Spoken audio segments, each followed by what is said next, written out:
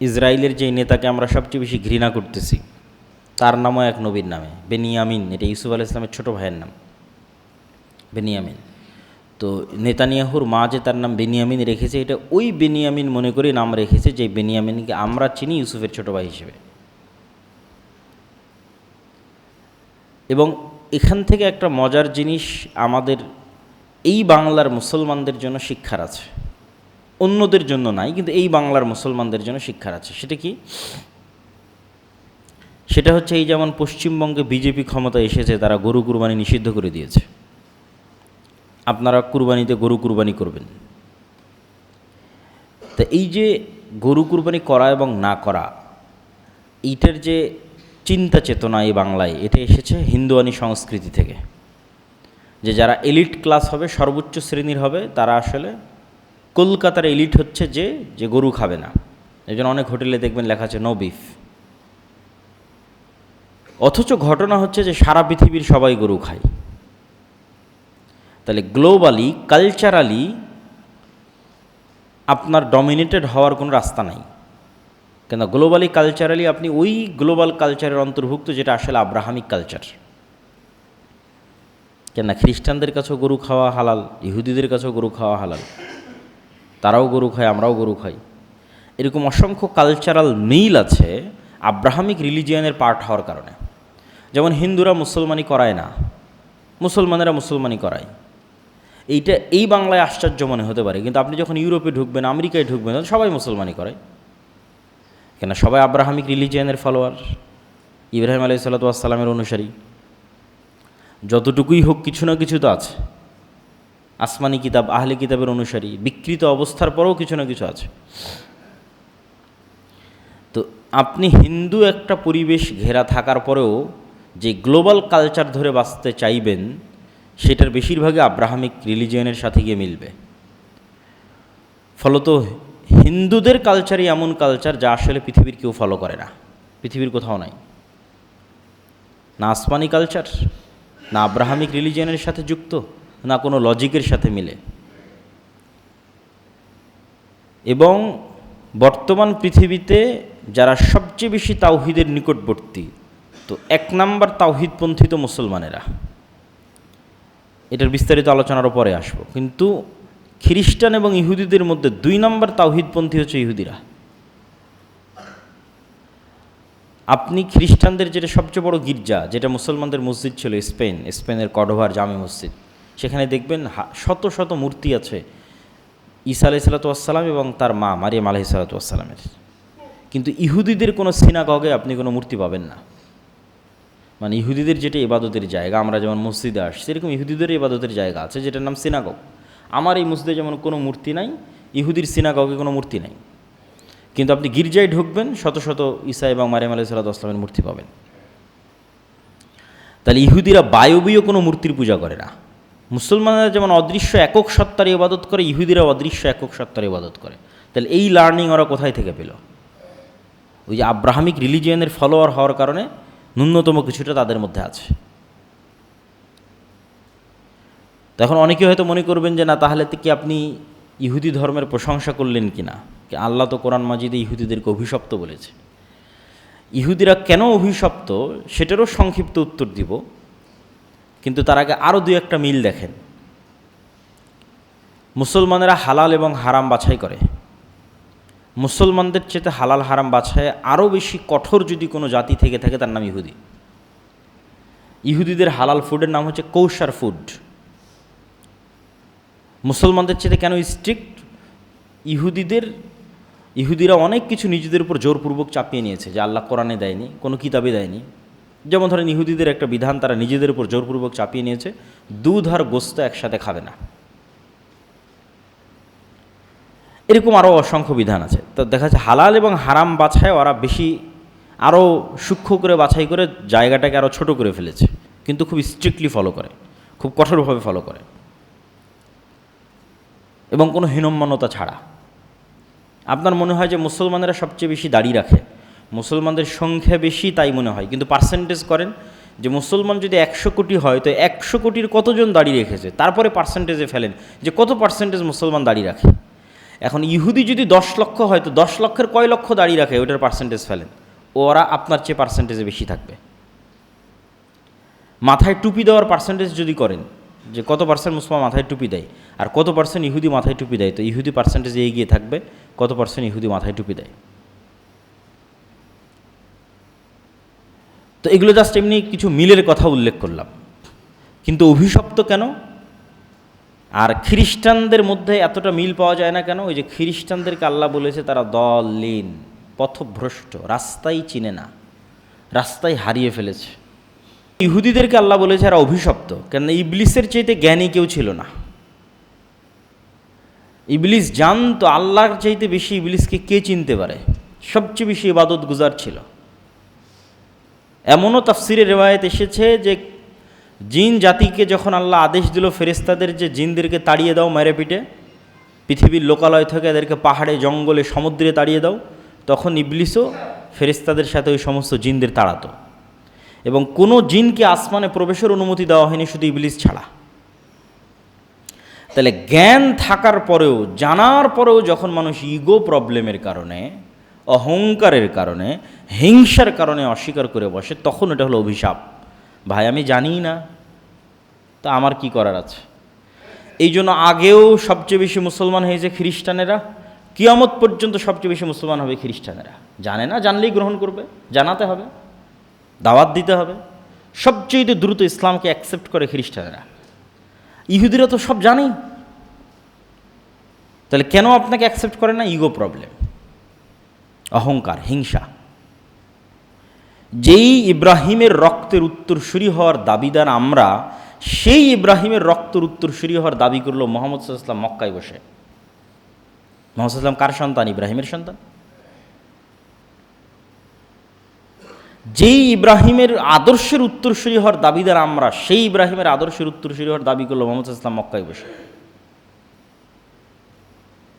যেই মসজিদে আকসার দাবিদার আমরা, জেরুজালেমের দাবিদার আমরা, সেই জেরুজালেম এবং মসজিদে আকসা দাবি করে বসলো মুহাম্মদ সাল্লাল্লাহু আলাইহি ওয়াসাল্লাম মক্কায় বসে।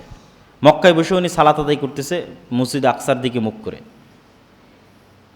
তাহলে ইব্রাহিম আলাইহিস সালাতু ওয়াস সালামের এমন কোনো কালচারাল এবং হিস্ট্রিক্যাল ইতিহাস এবং ঐতিহ্য বাকি থাকলো না যেটার দাবি মুহাম্মদ সাল্লাল্লাহু আলাইহি ওয়াসাল্লাম করলো না। রক্ত আমি ইব্রাহিমের, আদর্শ আমি ইব্রাহিমের, আর ইব্রাহিমের 2 সন্তান যে মসজিদ আবাদ করেছে ওই 2 মসজিদের উত্তরসূরি আমি। তো সবই তো ওদের হাত থেকে চলে গেল।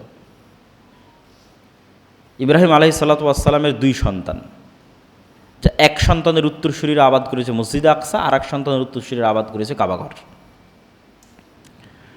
তো এই জন্য ইব্রাহিম আলাইহিস সালাতু ওয়াস সালামের আদর্শ সম্পর্কে জানা খুবই জরুরি। ইব্রাহিম আলাইহিস সালাতু ওয়াস সালামের সংক্ষিপ্ত ইতিহাসে তো এই কথার সারমর্ম হচ্ছে ইহুদিরা ইগো, অহংকার এবং হিংসা এবং সুপারিয়রিটি থিওরি, এই কয়েকটা জিনিসের কারণে ইহুদি এবং হিন্দু মুশরিক তাদের বিদ্বেষ সবচেয়ে বেশি মুসলমানদের সাথে। ওইটা নিয়ে আরও অন্যদিন হয়তো আরও বিস্তারিত কথা বলা যাবে। তো ইব্রাহিম আলাইহিস সালাতু ওয়াস সালামের ফলোয়ার হওয়ার দাবিদার সবাই ইব্রাহিম আলাইহিস সালাতু ওয়াস সালামকে সম্মান করে। ইব্রাহিম আলাইহিস সালাতু ওয়াস সালাম কে? আজ থেকে 5000 বছর পূর্বে আজকের ইরাকের রাজধানী বাগদাদ, যাকে কোরআনে বলা হয়েছে বাবেল, বিবাবেলা হারুত ও মারুত, বাবেল নামক নগরীতে হারুত মারুত ফেরেশতাকে অবতীর্ণ করেছিলাম, জাদুর শহর। ওইটার আজকের নাম বাগদাদ। সেখানে তৎকালীন বাদশাহ নমরুদের সবচেয়ে ঘনিষ্ঠ ধর্মযাজক, মূর্তি তৈরিকারী আজরের ঘরে জন্ম হল ইব্রাহিম আলাইহিস সালাতু ওয়াস সালামের। নবীদের জীবনীর মধ্যে প্রত্যেক অ্যাঙ্গেলে শিক্ষা আছে, এখান থেকেও শিক্ষা আছে, যেটা আমরা বলি জন্ম হোক যথাতথা, কর্ম হোক ভালো। এবং রাসূল সাল্লাল্লাহু আলাইহি ওয়াসাল্লাম বলেছেন কে কোন বংশে জন্ম নিয়েছে, কার রক্ত কি, এটা আল্লাহ সুবহানাহু ওয়া তাআলা দেখবেন না। নবী হলে নবীর সন্তান ভালো হবে, বাপ খারাপ হলে ছেলে খারাপ হবে, এরকম কোনো লজিক নাই। পিতা মূর্তি পূজক, তার সন্তান সবচেয়ে তাওহীদবাদী। আবার পিতা নবী, তার সন্তান কাফের, নূহ আলাইহিস সালাতু ওয়াস সালাম। সুতরাং ইমানের নূর সবচেয়ে পাওয়ারফুল, রক্ত নয়, বংশ নয়, ধন সম্পদ নয়। এবং আল্লাহ সুবহানাহু ওয়া তাআলার এটা পৃথিবী পরিচালনার মূলনীতি যে ফেরাউন থাকলে মুসা থাকবে, মুসা থাকলে ফেরাউন থাকবে, নমরুদ থাকলে ইব্রাহিম থাকবে। পরিবেশ যতই ভয়ঙ্কর হোক, যতই বিপরীত হোক ওর মধ্যে থেকে আল্লাহ সুবহানাহু ওয়া তাআলা বের করে নিয়ে আসবে ইমানের সবচেয়ে শক্তিশালী নূরকে। ফেরাউনের সময় সবচেয়ে বিপরীত পরিবেশের মধ্যে মুসা আলাইহিস সালামের মতো ইমানদার মানুষকে ফেরাউনের বাড়ি থেকে নিয়ে আসা হয়েছে। আর যখন নমরুদের আমলে সারা পৃথিবী মূর্তি পূজায় ছেয়ে গেছে, তখন সবচেয়ে বড় মূর্তি পূজক যে মূর্তি বানায় ওর ঘর থেকে আল্লাহ ইব্রাহিমকে বের করে নিয়ে আসছে। তো ইব্রাহিম আলাইহিস সালাতু ওয়াস সালামের সেলফ অ্যানালাইসিস, উনি নিজে নিজেই আল্লাহ সুবহানাহু ওয়া তাআলা ওনাকে যে হিকমা এবং জ্ঞান জন্মগতভাবে দিয়েছিলেন, শার্প মেধা, শার্প চিন্তা শক্তি, ওই চিন্তা শক্তি দিয়ে উনি চিন্তা করতে করতে আল্লাহ সুবহানাহু ওয়া তাআলার পরিচয়ের সাথে পরিচিত হয়েছেন, যেটা আপনারা সবাই জানেন। যে তৎকালীন বিশ্বে মানুষ মূর্তির পূজা করে, সূর্যের পূজা করে, এখনও হিন্দুরা সূর্য নমস্কার, সূর্য যখন উঠবে তখন সূর্য নমস্কার আছে, সেটার ভিন্ন স্টাইল আছে। এবং এমনকি সেই হিন্দুয়ানি কালচার ফলো করে আমাদের দেশেও শিখা অনির্বাণ, অনেক আগুন, অনেক কিছু মূর্তি, খাম্বা, সেগুলোর সম্মান। তো ইব্রাহিম আলাইহিস সালাতু ওয়াস সালাম এগুলো অ্যানালাইসিস করলেন, যে আয়াতগুলো আমি পড়েছি উনি পার্সোনালি অ্যানালাইসিস করলেন, যে এই সূর্য, এই তারকা, এই নক্ষত্র প্রত্যেকটার মধ্যে পরিবর্তন হচ্ছে, পরিবর্ধন হচ্ছে, হারিয়ে যাচ্ছে, ছোট হচ্ছে, বড় হচ্ছে, নিভে যাচ্ছে। এইটা কোনো রবের বৈশিষ্ট্য হতে পারে না, বরং এগুলোর আড়ালে এমন একজন আছেন যিনি এগুলোকে অদৃশ্য থেকে কন্ট্রোল করতেছেন। এবং এই সেলফ অ্যানালাইসিসের মাধ্যমে, হিকমার মাধ্যমে যখন উনি আল্লাহর সাথে পরিচিত হলেন, ওনার ঈমান যখন মজবুত হলো আল্লাহ সুবহানাহু ওয়া তাআলার প্রতি, তখন উনি এই সেম প্রশ্ন মানুষকেও করা শুরু করলেন। তো শুরু করলেন তার নিজের বাবা থেকে, ইয়া আবাতি লিমা তা'বুদ মা লা ইয়াসমা ওয়ালা ইউবসির ওয়ালা ইউগনি আনকা শাইআ, হে আমার পিতা, এমন কিছুর কেমনে ইবাদত করেন যা শুনতে পায় না, যা দেখতে পায় না, এবং আপনার কোনো উপকার করতে পারে না। লজিক্যাল কোশ্চেন, কেন উনি অনেক শার্প মেধা আল্লাহ ওনাকে জন্মগত দিয়েছিল, যে এমন কিছুর কেমনে ইবাদত করি, এমন কবরের সামনে কেমনে মাথা নত করি, এমন খাম্বার সামনে কেমনে যাই, আর এমন মূর্তির সামনে কেমনে দাঁড়াই, শুনে না, দেখে না, কোনো উপকার করতে পারে না, ইললজিক্যাল। তখন ওনার বাবা ক্ষিপ্ত হয়ে গেলেন। মানুষের প্রথম বাধা তার ঘর থেকে আসে, সত্য এবং হক ঘর থেকে বাধাপ্রাপ্ত হয়। ইব্রাহিম আলাইহিস সালাতু ওয়াস সালামের পিতা বললেন যে তুমি যদি তোমার এই দাওয়াত পরিত্যাগ না করো, ফাইল্লাম তাংতাহি লা আরজুমান্নাক ওয়াহজুরনি মালিয়া, তুমি যদি বিরত না থাকো তাহলে পাথর দিয়ে মারবো তোমাকে, আর আমার এখান থেকে দূরে সরে যাও, সরো এখান থেকে, বের হয়ে যাও আমার ঘর থেকে। তখন ইব্রাহিম আলাইহিস সালাতু ওয়াস সালাম বলছেন, সাস্তাগফিরু লাকা রব্বি, আমার প্রতিপালকের কাছে আমি আপনার জন্য দোয়া করব। ইন্না রব্বি কানা বি হাফিয়া, আমার প্রতিপালক আমাকে অনেক ভালোবাসে, অনেক আন্তরিক আমার প্রতি, আমি আপনার জন্য আমার প্রতিপালকের কাছে দোয়া করবো। উনি দোয়া করেছিলেন, কিন্তু সেই দোয়া আল্লাহ সুবহানাহু ওয়া তাআলা কবুল করেননি ওনার পিতার ক্ষমার জন্য। তারপরে যখন পিতার কাছে দাওয়াত পৌঁছে দিয়ে কোনো লাভ হলো না, হকপন্থী মানুষটা স্ট্রেট ফরওয়ার্ড হয়, যেটা সত্য বুঝে সেটা প্রচার করতে চায়। এবার উনি দেশের জনগণ, আশেপাশের সমাজের মানুষের কাছে এই দাওয়াত নিয়ে গেলেন। আশেপাশের সমাজের মানুষের কাছে যখন এই দাওয়াত নিয়ে গেলেন, সেটারও কৌশল অবলম্বন করলেন, ফিলোসফি, লজিক, দর্শন, প্রশ্ন। মানুষ সবাই যাবে মেলাতে, ফেস্টিভ্যাল, জাতীয় উৎসব, সবাই গেছে। ইব্রাহিম আলাইহিস সালাতু ওয়াস সালাম অসুস্থতার অজুহাতে যাননি। তিনি সেই সুযোগে সকল মূর্তিগুলো ভেঙে দিয়ে একটা বড় কুড়াল বড় মূর্তির ঘাড়ে রেখে দিয়েছেন।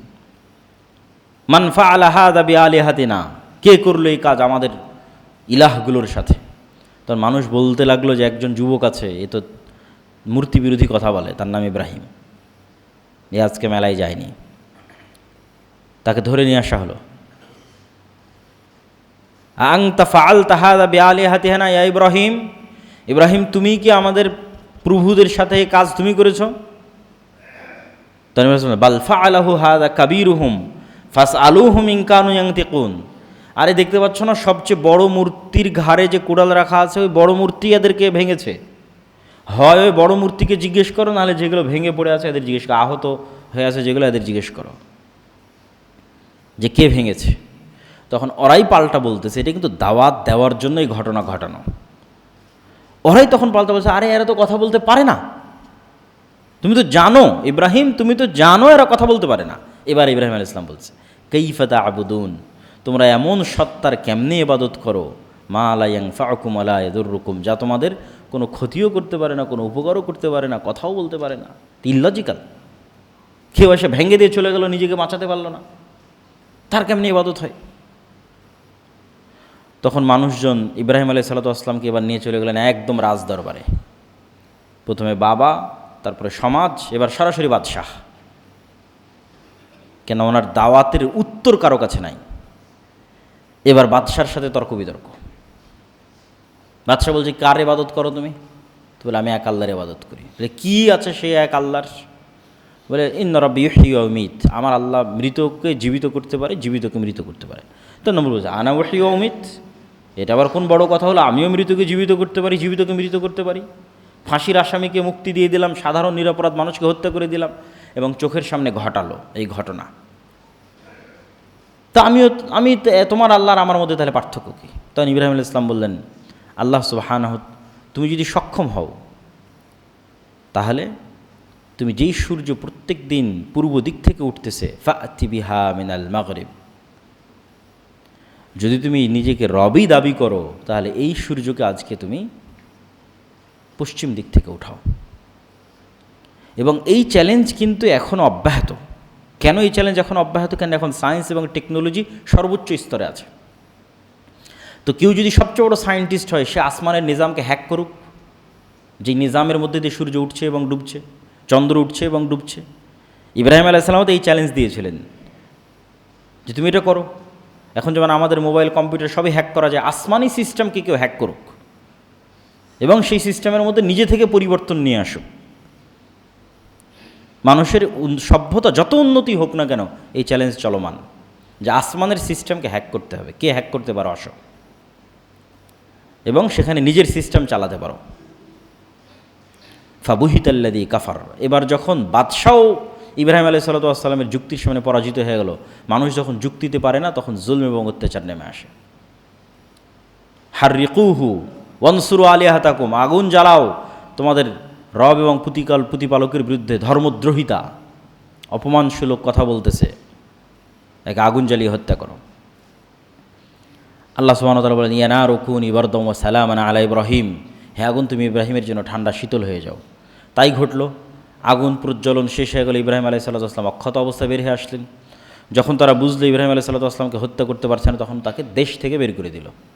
প্রায় এলো ইব্রাহিম আলাইহিস সালাতু ওয়াস সালাম হাজের আলাইহিস সালাতু ওয়াস সালাম এবং তার ছোট্ট সন্তান ইসমাইলকে রেখে আসলেন এই জেরুজালেম থেকে 1200 কিলোমিটার দূরে মক্কায়, যেইখানে আল্লাহ সুবহানাহু ওয়া তাআলার প্রথম ঘর আছে। ইন্না আউওয়ালা বাইতুম উদিআ লিন-নাস বিবাক্কাহ। কিন্তু নূহ আলাইহিস সালামের বন্যায় সেটা ধ্বংস হয়ে গেছে। এখন ওখানে ঘরের কোনো চিহ্ন নাই। আদম আলাইহিস সালাতু ওয়াস সালাম যেখানে এবং হাওয়া আলাইহিস সালাতু ওয়াস সালাম যেখানে অবতীর্ণ হয়েছেন, বা যেখানে প্রথম মানুষ ঘর আবাদ করেছে, যেখানে প্রথম মানুষ ইবাদত করেছে, ফেরেশতারা যেখানে প্রথম ঘর তৈরি করেছে, সেটাই মক্কা। সেই প্রথম ঘরই কাবা। কিন্তু নূহ আলাইহিস সালামের বন্যায় সেটা মিটে গেছে। তো ইব্রাহিম আলাইহিস সালাতু ওয়াস সালাম কোরআনের মধ্যে বলছে, আল্লাহ সুবহানাহু ওয়া তাআলা এই সময়কার বর্ণনা, রব্বি ইন্নী আসকানতু মিন যুররিয়্যাতি বিওয়াদিন গায়রা যী যারইন ইনদা বাইতিকাল মুহাররাম। আল্লাহ, এমন এক জায়গায় আমার পরিবার পরিজনকে রেখে যাচ্ছি, গায়রা যী যারইন, যেখানে একটা ঘাসও উৎপাদন হয় না। মানুষ তো বহু দূরের কথা, পশু পাখি প্রাণী তো বহু দূরের কথা, ঘাসও নাই। গায়রা যী যারইন, একটা ঘাসও নাই যেখানে। রব্বানা লিউকিমুস সালাহ, আল্লাহ এদেরকে এখানে রেখে যাচ্ছে এই জন্য যেন এরা সালাত কায়েম করতে পারে। দোয়ার ধারাবাহিক, যেভাবে উনি বলেছেন ওইভাবে আমি বলতেছি, যেভাবে কোরআনে আছে সেভাবে বলতেছি, একদম ধারাবাহিক।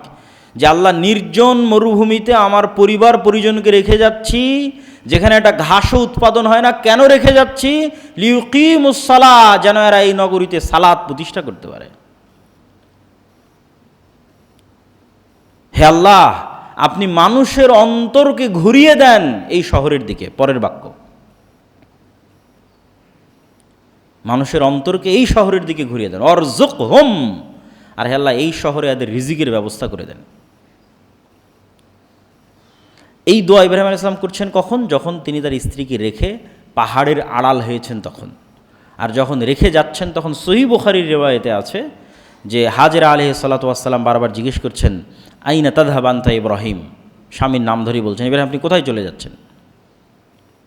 এবং এমন জায়গায় রেখে যাচ্ছেন যেখানে সেই কিছুই নেই, লা ইনস ওয়ালা সেই, কোনো মানুষ নাই আর কিছুই নেই, মানুষও নাই, পশু পাখি গাছপালা কিছু নেই।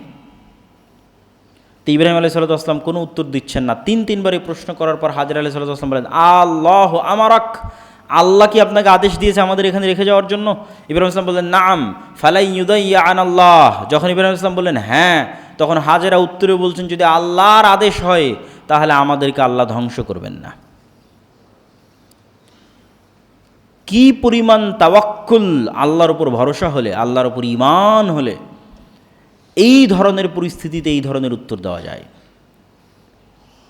এবং তারপরের ঘটনা তো আপনাদের জানাই আছে, যতটুকুই খাবার ছিল সেটা যখন শেষ হয়ে গেল এবং পানির অভাবে, নির্জন মরুভূমিতে পানিরও ব্যবস্থা নেই, একটা মানুষকে, একটা পরিবারকে এমন জায়গায় রেখে যাওয়া হচ্ছে যেখানে পানিরও ব্যবস্থা নেই, এটা কল্পনাও করা যায় না, চিন্তাও করা যায় না। তো যখন উনি পানির সন্ধানে সাফা এবং মারোয়া দুই পাহাড়ের মধ্যে দৌড়াতে লাগলেন যে আশেপাশে কোনো মানুষ আছে কিনা, কারো কাছে সাহায্য চাওয়া যায় কিনা, পাওয়া যায় কিনা। তো এই সাফা এবং মারওয়া পাহাড়ে দৌড়ানোর কথা আল্লাহ কোরআনে বলছেন, ইন্না সাফা ওয়াল মারওয়াতা মিন শাআইরিল্লাহ। এই সাফা আর এই মারওয়া পাহাড়ে আজকে একজন সাধারণ মহিলা তার নিজ প্রয়োজনে দৌড়াচ্ছে, কিন্তু তাদের তাওয়াক্কুল এবং ঈমান আল্লাহর উপর এত বেশি যে একজন সাধারণ মহিলার নিজ প্রয়োজনে এই সাধারণ দৌড়ানোকে আল্লাহ কিয়ামত পর্যন্ত ইবাদত বানিয়ে দিলেন, যে পৃথিবীর সর্বশ্রেষ্ঠ মানুষও ইবাদতের উদ্দেশ্যে এখানে দৌড়াবে। ইন্না সাফা ওয়াল মারওয়াতা মিন শাআইরিল্লাহ, সাফার মারওয়াকে আল্লাহ কিয়ামত পর্যন্ত নিদর্শন বানিয়ে দিলেন। তাদের তাওয়াক্কুল আলাল্লাহের যে কবুলিয়ত, যে পাওয়ার, যে ক্ষমতা। তারপরে জিব্রাইল আলাইহিস সালাতু ওয়াস সালামের পা অথবা পাখার আঘাতে সেখানে জমজমের কুয়ার তৈরি হলো, এবং এটাও একটি নিদর্শন আল্লাহ সুবহানাহু ওয়া তাআলার, যে মরুভূমির মধ্যে থেকে পানির বের হয়ে আসা যেমন নিদর্শন, এবং সেই পানি শেষ না হওয়া তেমন নিদর্শন। এবং বড় থেকে বড় মেশিন লাগিয়ে এই পানি উঠিয়ে শেষ করার চেষ্টা করা হয়েছে, হয় না, হয়নি, আজও হয়নি। হাজার হাজার বছর থেকে মানুষ খাচ্ছে, মুহাম্মদ সাল্লাল্লাহু আলাইহি ওয়াসাল্লাম থেকে নয়। এই যে বললাম না যে ইহুদি এবং খ্রিস্টানরা জানে না, হাজার হাজার ইহুদি জানে না যে কাবাঘর কে তৈরি করেছে, এই জমজম কার, এগুলো যে ইব্রাহিম আলাইহিস সালাতু ওয়াস সালামের হিস্ট্রি, এটা তারা জানে না। আপনি যে কোনো ইহুদিকে জিজ্ঞেস করুন কে কাবা তৈরি করেছে, মুহাম্মদ সাল্লাল্লাহু আলাইহি ওয়াসাল্লাম তৈরি করেছে।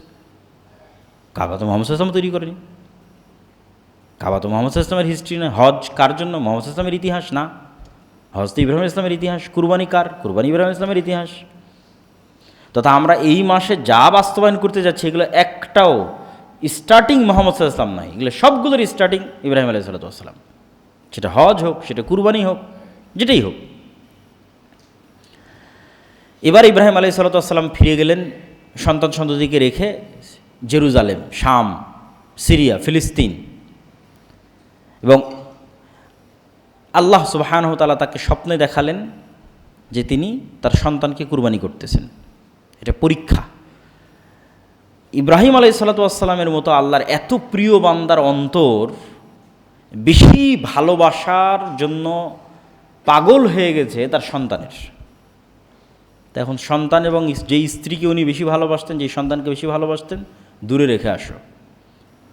তো দূরে রেখে আসার পরেও হয়তো ইব্রাহিম আলাইহিস সালামের অন্তর থেকে সেই ভালোবাসাটা কমতেছে না। তো ইব্রাহিমের অন্তরে তো শুধু রাজ থাকবে রব্বুল আলামিনের, সন্তান সন্ততির নয়। কেন? এটাই ফিতনা।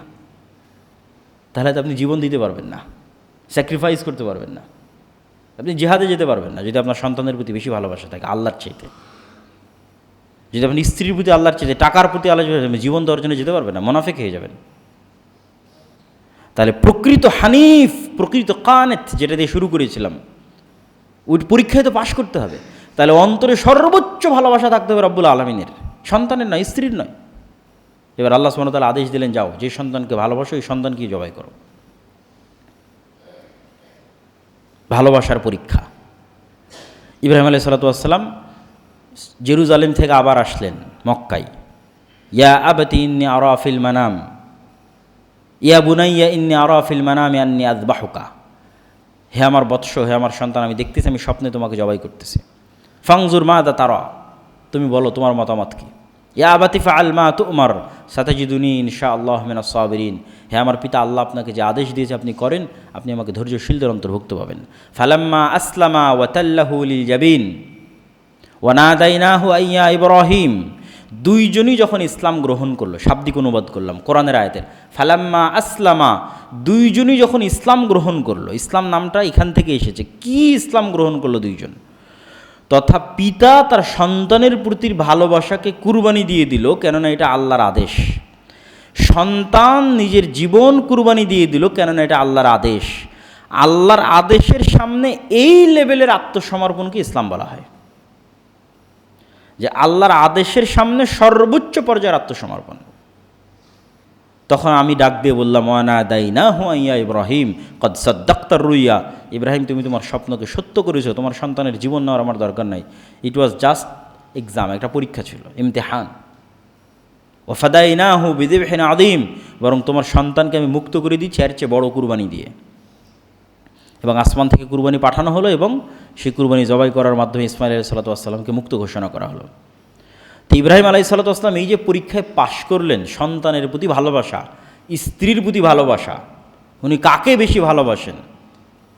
আল্লাহ সুবহানাহু ওয়া তাআলাকে সবচেয়ে বেশি ভালোবাসেন। তো এই পরীক্ষায় পাশ করার পুরস্কার হিসেবে এবার আল্লাহ সুবহানাহু ওয়া তাআলা তাকে আরও একটা সন্তান দিলেন সারার গর্ভে, ইসহাক আলাইহিস সালাতু ওয়াস সালাম। তোমাকে আদেশ দিয়েছিলাম এক সন্তান কুরবানি করার, চলো তোমাকে আরও একটা সন্তান দিয়ে দিচ্ছি। এবার ইসহাক আলাইহিস সালাতু ওয়াস সালামকে যখন আল্লাহ সুবহানাহু ওয়া তাআলা দিলেন, এই যে ইসহাক থেকে শুরু করে ঈসা আলাইহিস সালাম পর্যন্ত লম্বা সময়, এই লম্বা সময় যদি আমরা ধারাবাহিক দুই একটা নবীর নাম বলি, কোরআনে ধারাবাহিক আল্লাহ সুবহানাহু ওয়া তাআলা অনেক নবীর নাম এই জায়গায় বলেছে। ইসহাকের ছেলে ইয়াকুব, ইয়াকুবের ছেলে ইউসুফ, ইউসুফের বাকি 11 ভাই, তারপরে 400 বছর পর মুসা, মুসার ভাই হারুন, মুসা ইসলামের পর ইউশা বিন নুন, তারপরে দাউদ, দাউদের পর সুলাইমান, তারপরে আইয়ুব, তারপরে ঈসা, জাকারিয়া, ইয়াহইয়া, সালেহ। এই যে পুরো নবীদের যে সিলসিলা একদম ঈসা আলাইহিস সালাতু ওয়াস সালাম পর্যন্ত, এই পুরো লম্বা সময়ে ইসমাইলের সন্তানেরাও কিন্তু আছে মক্কায়, কিন্তু কোনো নবী নাই। কাবা ঘরও আছে, কীভাবে আছে ওটাও বলতেছি, এবং পরে গিয়ে আমরা দুটেই মিলিয়ে দিচ্ছি। তো এদিকে ইসহাক আলাইহিস সালামও বড় হচ্ছে, ওইদিকে ইসমাইল আলাইহিস সালামও বড় হচ্ছে। পরবর্তীতে একদিন ইব্রাহিম আলাইহিস সালাম আবারও জেরুজালেম থেকে মক্কায় গেলেন। 1200 কিলোমিটার পথ পায়ে হাঁটতেন, অথবা ঘোড়ায় অথবা উঠে, আল্লাহু আলাম, আল্লাহ ভালো জানে। তো গিয়ে সালাম দিচ্ছেন, বাড়িতে বাড়ির মালিক নাই, ইসমাইল নাই। তোমরা কেমন আছো? কাইফা হাইআতুকুম, কেমন আছো তোমরা? বল নাহনু ফি শিদ্দা, খুব কষ্টের মধ্যে আছে, বেটার বউ বলতেছে। তো এটা যে বলার পর আর কোনো কথা ইব্রাহিম আলাইহিস সালাম জিজ্ঞেস করেনি। বলছে বাড়িতে বাড়ির মালিক আসলে সালাম দিও, আর বলিও যে গাইয়ির উতবাতা বাবি, দরজার কপাট চৌকাট যেন পরিবর্তন করে নেয়। আবারও কতদিন পর ইব্রাহিম আলাইহিস সালাম গেছে, আল্লাহু আলাম। তো ইব্রাহিম আলাইহিস সালাম যেখানেই যেতেন, বর্ণিত আছে যে তার একটা সুগন্ধি ছড়িয়ে থাকতো এবং বোঝা যেত যে এখানে তিনি এসেছিলেন। ইসমাইল আলাইহিস সালাম আসার পর বললেন, আনাসা শাইআন, কেউ কি এসেছিল? উনি বুঝতে পারলেন কেউ, হ্যাঁ এরকম একজন বৃদ্ধ মুরব্বী মানুষ এসেছিল। ও কী বলেছে? তো উনি তোমার পিতা ছিলেন, তোমাকে তালাক দিতে বলে গেছে, তুমি তোমার বাপের বাড়ি চলে যাও। আবারও অনেক দিন পর ইব্রাহিম আলাইহিস সালাম এসেছে, তখনও এই বাসায় ইসমাইল আলাইহিস সালাম নেই। তোমরা কেমন? এবার এই স্ত্রীকে ইব্রাহিম আলাইহিস সালাম জিজ্ঞেস করছে, কাইফা হাইআতুকুম, তোমরা কেমন আছো? তখন এই স্ত্রীর উত্তরে বলেছে, আলহামদুলিল্লাহ আসনাত আলাল্লাহ, সহিহ বুখারীর ইবারত, যে স্ত্রী আল্লাহর প্রশংসা করেছে। আল্লাহর প্রশংসা শুনে ইব্রাহিম আলাইহিস সালামের মন ভরে গেছে। এটাই কিন্তু উনি শুনতে চেয়েছিলেন, যে তুমি কষ্টে থাকো আর দুঃখে থাকো, প্রশংসা হতে হবে আল্লাহর, ধৈর্য থাকতে হবে, সবর থাকতে হবে, নাহলে সংসার এবং পরিবার টিকবে না। অধৈর্য এবং অল্পে সন্তুষ্ট না এরকম কোনো স্ত্রীদের পরিবার সামনের দিকে আগাবে না, বড় হবে না। তো যখন আসনাত আলাল্লাহ, আল্লাহর শুকরিয়া আদায় করেছে, ইব্রাহিম আলাইহিস সালামের মন খুশি হয়ে গেছে। এবার উনি আগ্রহ নিয়ে জিজ্ঞেস করছেন, তোমরা কী খাও, কী পরো, আরও হয়তো অনেক কথা জিজ্ঞেস করেছে। তুমি বলছে আমরা পানি খাই আর গোস্ত খাই। তুমি বলছে আল্লাহ তোমাদের পানিতে এবং গোস্তে বরকত দান করুক, আর যদি বাড়ির মালিক আসে বলিও যেন এই দরজাকে স্থির রাখে। এরপরে আর একবার ইব্রাহিম আলাইহিস সালাম গেলেন, তাহলে এটা পঞ্চমবার। এখন যেটা এই পঞ্চমবার যখন ইব্রাহিম আলাইহিস সালাম গেলেন, এবার ইসমাইল আলাইহিস সালাম পরিজন নাই, মানুষের মধ্যে হজের ঘোষণা দেওয়া হলো। তাহলে এই হজ ইব্রাহিম আলাইহিস সালামের যুগ থেকে চলে আসতেছে। এবং যখন মুহাম্মদ সাল্লাল্লাহু আলাইহি ওয়াসাল্লাম ছোটোবেলায়, তখনও তার বাপদাদারা হজ করতেন। যখন মোহাম্মদ সাল্লাল্লাহু আলাইহি ওয়াসাল্লাম ছোট, তখনও তিনি এদের চাচাদের সাথে দায়িত্ব পালন করতেন। মানুষজন বিভিন্ন দিক থেকে হজ করতে আসতো, তো জমজমের পানি তাদেরকে খাওয়ানোর জন্য কুয়া থেকে পানি উঠিয়ে তাদের খাওয়ানো হতো। তাহলে হজ চলমান ছিল, কাবা ঘরে তাওয়াফ চলমান ছিল মুহাম্মদ সাল্লাল্লাহু আলাইহি ওয়াসাল্লাম নবী হওয়ার আগে থেকেই। আলাম তারা কাইফা ফাআলা রাব্বুকা বিআসহাবিল ফিল আলাম ইয়াজআল কাইদাহুম ফি তাজলিল। আব্রাহার বাহিনী আসলো কাবা ধ্বংস করতে, মুহাম্মদ সাল্লাল্লাহু আলাইহি ওয়াসাল্লামের তখন জন্মই হয়নি। তাহলে কাবা অস্তিত্বমান, যেটা ইব্রাহিম আলাইহিস সালাম তৈরি করে গেছে। তাহলে এরা কার সন্তান? এই দীর্ঘ সময়ে, যেই দীর্ঘ সময় ইসাক থেকে, ইয়াকুব থেকে, ইউসুফ থেকে, তার 400 বছর পরে মুসা হয়ে, হারুন হয়ে, দাউদ হয়ে, সুলাইমান হয়ে, আইয়ুব, ঈসা, জাকারিয়া হয়, ঈসা আলাইহিস সালাতু ওয়াস সালাম পর্যন্ত, এই যে লম্বা 2500-3000 বছর, এই 2500 বছর ইসমাইলের সন্তানেরা এখানে আছেই, এই কাবা এবং কাবার পাশে আছি, এই কাবা আবাদ করছে, এখানে হজ হচ্ছে, সব হচ্ছে। আল্লাহ সুবহানাহু ওয়া তাআলা তাওরাত, জবুর, ইনজিল সবগুলোতে বলে রাখলেন তোমাদের ভাইয়ের মধ্যে একটা নবী আসবে। তারা মনে করলো এই ভাই মনে হয় আমরাই, ইয়াকুব এবং তার 11 সন্তান। কিন্তু ইসাকেরও তো ভাই আছে, ইসমাইল। ইসমাইলের বংশতে একজনও নবী আসেনি। মুহাম্মদ সাল্লাল্লাহু আলাইহি ওয়াসাল্লামের নবুয়তের সবচেয়ে বড় প্রমাণ হচ্ছে এখন পর্যন্ত, আজ পর্যন্ত ইসমাইলের বংশে মুহাম্মদ ছাড়া কেউ নবীর দাবি করেনি। যে মুহাম্মদ সাল্লাল্লাহু আলাইহি ওয়াসাল্লামের আগে ইসমাইলের বংশে আর কেউ নবীর দাবি করত, মুহাম্মদ সাল্লাল্লাহু আলাইহি ওয়াসাল্লামের পরে ইসমাইলের বংশে আর কেউ নবীর দাবি করত, that would be a conflict, সেটা একটা কনফ্লিক্ট হতে পারত। কিন্তু ইসমাইল আলাইহিসসালাতু ওয়াসসালামের বংশে আজ পর্যন্ত, টিল নাও, কেউ নবী দাবি করেনি একজন ছাড়া, মুহাম্মদ সাল্লাল্লাহু আলাইহি ওয়াসাল্লাম। তাহলে মুহাম্মদ সাল্লাল্লাহু আলাইহি ওয়াসাল্লাম রক্তে ইব্রাহিমের উত্তরসূরি, আদর্শে ইব্রাহিমের উত্তরসূরি, ঐতিহ্যও, ওই যে ইব্রাহিম কাবা তৈরি করেছে, জমজম ইব্রাহিম আলাইহিস সালামের কানেক্টেড, হজ ইব্রাহিম আলাইহিস সালামের কানেক্টেড, কুরবানি ইব্রাহিম আলাইহিস সালামের সাথে কানেক্টেড। যে একটা মিসিং ছিল সেটা হচ্ছে ইব্রাহিমের আরেক সন্তান ইসহাক, ওটাও মুহাম্মদ সাল্লাল্লাহু আলাইহি ওয়াসাল্লাম কানেক্টেড করলেন। আল্লাহ বললেন সালাত আদায় করতে হবে মসজিদে আকসামুখী হয়ে, অথচ তখন মক্কাতেই আছেন, কাবাতেই আছেন। কাবাতে থেকে সালাত আদায় করতে হচ্ছে মসজিদে আকসামুখী হয়ে। এটা ওই মক্কা এবং ওই মদিনার ইহুদি খ্রিস্টান ছাড়া এই মুশরিকদের এটা নলেজও ছিল না যে এটা কেমনে সম্ভব। যেখানে ছোটোর থেকে আমরা বড় হচ্ছি এই কাবাকে দেখে, সেখানে মোহাম্মদ কেমনে মসজিদে আকসার দিকে মুখ করে সালাত আদায় করছে, কিন্তু ইহুদিরা বুঝতো যে মসজিদে আকসার দিকে মুখ করে কেন সালাত আদায় করে, এটার কারণ ইহুদিরা বুঝতো। তারপরে মুহাম্মদ সাল্লাল্লাহু আলাইহি ওয়াসাল্লাম যখন বললেন যে তিনি মেরাজে গেলেন, সুবহানাল্লাযী আসরা বিআবদিহি লাইলাম মিনাল মাসজিদিল হারামি ইলাল মাসজিদিল আকসা আল্লাযী বারাকনা হাওলা। মক্কা থেকে ডাইরেক্ট আকাশে উঠানো হয়নি, মক্কা থেকে মসজিদে আকসায় নিয়ে যাওয়া হয়েছে, মসজিদে আকসায় সকল নবীর মধ্যে সালাত আদায় হয়েছে, সেখান থেকে আকাশে উঠানো হয়েছে। তো এই পুরো ইব্রাহিম আলাইহিসসালাতু ওয়াসসালামের যে জীবনী, এবং ইব্রাহিম আলাইহিসসালাতু ওয়াসসালামের 2 সন্তান, এবং ইব্রাহিম আলাইহিসসালাতু ওয়াসসালামের 2 স্ত্রী এবং তাদের আদর্শ, এটা হচ্ছে পৃথিবীর সর্বশ্রেষ্ঠ আদর্শ পরিবার। আল্লাহ সুবহানাহু ওয়া তাআলা কোরআন মাজিদে বলেছেন যে ইন্নাল্লাহ আস্তাফা আদামা ওয়া নূহা ওয়া আলা ইব্রাহিমা ওয়া আলা ইমরান আলাল আলামিন। আল্লাহর বাছাই করা কয়েকটা পরিবারের মধ্যে একটা পরিবার হচ্ছে আলে ইব্রাহিম। ওয়া হাবনা লাহু ইসহাকা ওয়া ইয়াকুবা ওয়া জাআলনা ফি যুররিয়্যাতিহিন নবুওয়াহ। আমি ইব্রাহিমকে দিয়েছি ইসহাককে, আমি ইব্রাহিমকে দিয়েছি ইসমাইলকে, আর আমি ইব্রাহিমের বংশে নবুওয়াতকে পার্মানেন্ট করে দিয়েছি, পার্মানেন্ট। আর ইব্রাহিমের বংশের বাইরে কোনো নবী আসবে না। এত সর্বোচ্চ সম্মান আল্লাহ সুবহানাহু ওয়া তাআলা কাউকে দেয়নি। তাহলে ইব্রাহিম আলাইহিস সালাম যেমন আদর্শ পিতা, ইব্রাহিম আলাইহিস সালামের 2 স্ত্রী যেমন আদর্শ স্ত্রী, ইব্রাহিম আলাইহিস সালামের 2 সন্তান তেমন আদর্শ সন্তান। তো এই পুরো পরিবারের কাছ থেকে আদর্শ শিখতে হবে, এবং মিল্লাতে ইব্রাহিমের প্রকৃত অনুসারী হওয়ার মানদণ্ডের ভিত্তিতেই সত্যতার মাপকাঠি নির্ধারণ হবে। এই মাপকাঠিতে 2টা পয়েন্ট খুব জরুরি। তার 1 নম্বর পয়েন্ট হচ্ছে তাওহীদ। 1 নম্বরই আসবে তাওহীদ। আল্লামা ইকবাল লিখেছেন कि আজকের যুগের মুসলমানদের জন্য ये दौर अपने बराहिम की तलाश में है। আজকের যুগের মুসলমানদের বাঁচার একটাই রাস্তা, মুসলমানদের মধ্যে ইব্রাহিম তৈরি হচ্ছে না। একটা যদি ইব্রাহিম তৈরি হতো তাহলে মুসলমানদের মুক্তি নিশ্চিত হয়ে যেত। এটা আল্লামা ইকবাল লিখেছেন, ये दौर अपने बराहिम की तलाश में है। এই যুগে ইব্রাহিম নাই, হানিফ স্তরের কোনো তাওহিদবাদী নাই। এমনি মুসলমান আছে, এমনি নিজেকে তাওহিদবাদী দাবি করতেছে, কিন্তু হানিফ যেটা সর্বোচ্চ স্তরের তাওহিদ, ওই স্তরে পৌঁছার মতো ইমান, তাওহিদের ইমান কোনো মুসলমানের নাই। যদি আসে, চলে আসে, তাহলে ওখান থেকে বিজয় শুরু।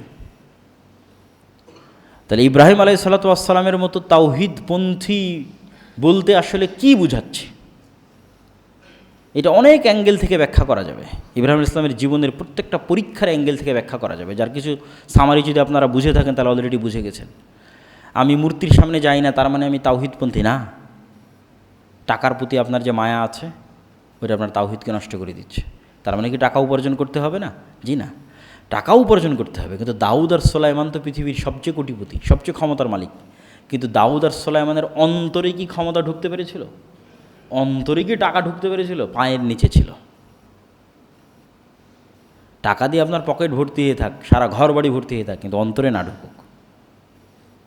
যখন অন্তরে ঢুকে যায়, ধন সম্পদ, ক্ষমতা, নারী, সন্তান সন্ততি, কোনো কিছুই যখন অন্তরে ঢুকে যায় আল্লাহ সুবহানাহু ওয়া তাআলা ব্যতীত, ওটাও তো একটা শিরক। কিন্তু ওই শিরক মানুষ ধরতে পারে না, কেন? ওই মাপের তাওহিদ আঁচ করার মতো জ্ঞানই তো মানুষের নাই।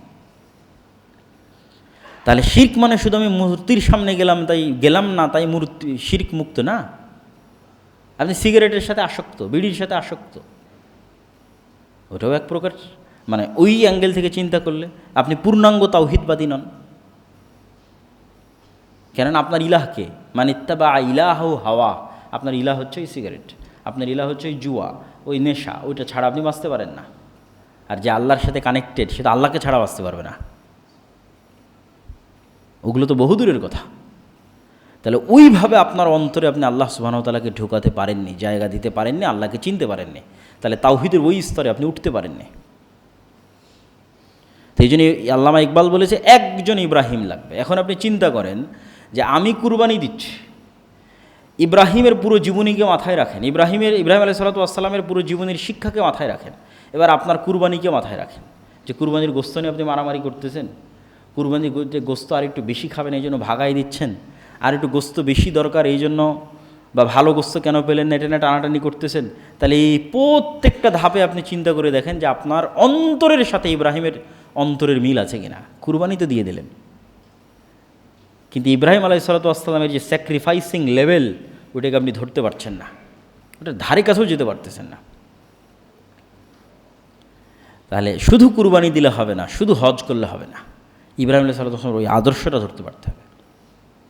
হজে গেছেন, হজে গিয়ে আপনার রুম ভালো হয়নি, এসি নাই, তাবু ভালো হয়নি, তা আপনি গেলে একটার উপর ধৈর্য ধরতে পারছেন না। সবসময় গালি গালাজ গিবত পরনিন্দার উপর আছেন। আরে টাকা পয়সা সব নিয়ে নিয়েছে, মুআল্লিম দিল না, এটা দিবে বলেছিল এটা দিল না, কাছে হোটেল দিবে বলেছিল কাছে দিল না। তাহলে আপনি কোন জায়গায় ইব্রাহিম আলাইহিসসালামের আর তার স্ত্রীদের ওই আদর্শ, ওই ধৈর্য, ওই তাওয়াক্কুল আল্লাহর উপর আছেন? আর ইব্রাহিম আলাইহিসসালামের পুরো জীবনীর আর একটা বড় শিক্ষা হচ্ছে যে এটা বললাম যে একটা সাধারণ মহিলার সাধারণ কাজকে আল্লাহ ইবাদত বানিয়ে দিলেন। এটা ইখলাস এবং তাওয়াক্কুল আল্লাহর প্রমাণ। ওই মক্কায় গিয়েই আপনি সারাদিন ছবি তুলতেছেন, ফেসবুকে দিচ্ছেন, তাহলে আপনি ইখলাসের ওই জায়গায় নাই, তাওয়াক্কুল আল্লাহর ওই জায়গায় নাই। তাহলে আমাদের কুরবানি বলেন, আমাদের হজ বলেন, আমাদের সিয়াম বলেন, এই প্রত্যেকটা যে ইব্রাহিম আলাইহিসসালামের আদর্শ থেকে আমরা নিচ্ছি, আমাদের অন্তর সেই তাওহীদের কাছাকাছি নাই।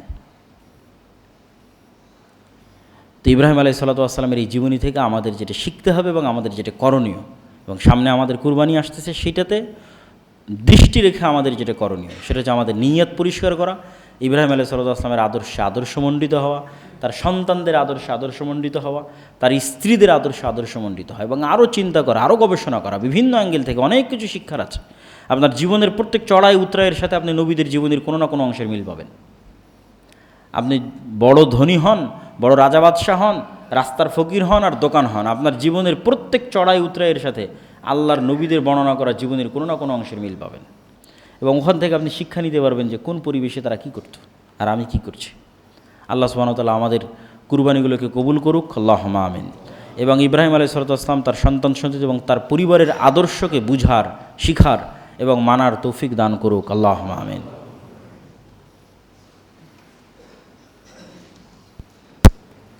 আলহামদুলিল্লাহি ওয়াহদাহু ওয়াসসালাতু ওয়াসসালামু আলা মান লা নাবিয়্যা বা'দাহু।